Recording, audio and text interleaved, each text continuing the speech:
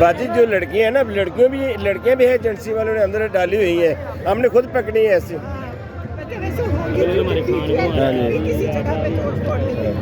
जो कर रहे हैं ये हमें पता है बाजी, हमें जो तरबियत मिली है ना, हमारा कोई बंदा नहीं ये नुकसान करता मुल्क का, हम तो एक एक चीज़ की हिफाजत करने वाले हैं।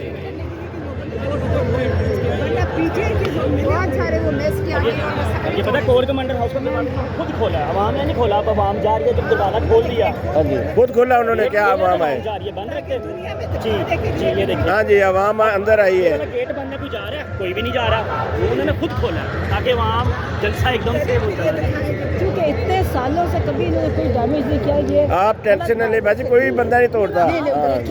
अगर आप देखें तो रोके जरूर। जी जी, जरूर रोकते हैं, हमें पता है, हमारे लीडर ने जो हमें तरबियत दी है ना, हमें पता है। हमारा जी प्रोटेस्ट है अपना, जी, बिल्कुल बिल्कुल करना है, ये नहीं कि हमने अपनी, ये तो हमारा मुल्क है जी, हमें पता है बिल्कुल, वरना जो दूसरी जमातें वो तो पूरी दुकानें जला के राख कर देती हैं, रक्शे जला देती हैं, रेडियाँ जलाती हैं, हमने तो कभी किसी का फूल तक नहीं तोड़ा।